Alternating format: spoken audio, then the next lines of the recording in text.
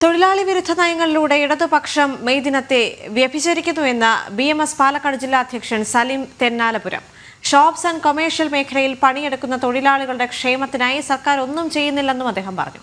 പാലക്കാട് വാണിജ്യ വ്യവസായ മസ്ദൂർ സംഘം ജില്ലാ സമ്മേളനം ഉദ്ഘാടനം ചെയ്ത് സംസാരിക്കുകയായിരുന്നു അദ്ദേഹം.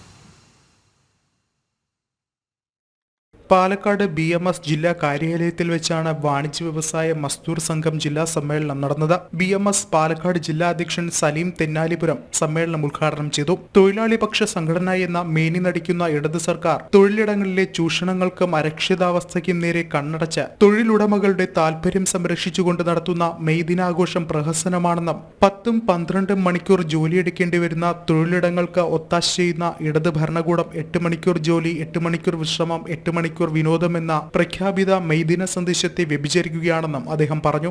ലോകത്ത് ഇന്ന് നടക്കുന്ന മെയ് ദിനം ലോകത്തുള്ള മഹാഭൂരിപക്ഷം വരുന്ന രാജ്യങ്ങളും ഇന്ന് മെയ് ദിനം ആചരിക്കുന്നില്ല.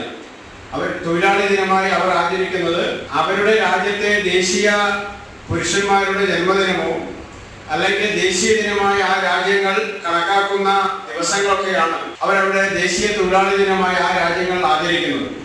നമുക്കറിയാം, നമ്മുടെ ഭാരതത്തിലും ഒരു കാലത്ത് കഴിഞ്ഞ കുറെ വർഷങ്ങൾക്ക് മുൻപ് വരെ 15-20 വർഷങ്ങൾക്ക് മുൻപ് വരെ മെയ് ദിനം എന്ന് പറയുന്നത് വലിയ ആഘോഷപൂർവ്വം കേരളത്തിലെ കമ്മ്യൂണിസ്റ്റുകാരും INTUC ഉൾപ്പെടെയുള്ള കോൺഗ്രസ് അനുകൂല സംഘടനകളും ഒക്കെ തന്നെ വലിയ ആവേശത്തോടു കൂടിയാണ് അത് ആഘോഷിച്ചിരുന്നത്. ഉൽപാദകരെയും മൊത്ത ചില്ലറ വിൽപ്പനക്കാരെയും ഉപഭോക്താക്കളുമായി ബന്ധിപ്പിക്കുന്ന ശൃംഖലയിലെ പ്രധാന കണ്ണികളാണ് ഷോപ്സ് ആൻഡ് കൊമേഴ്ഷ്യൽ മേഖലയിൽ പണിയെടുക്കുന്ന തൊഴിലാളികൾ.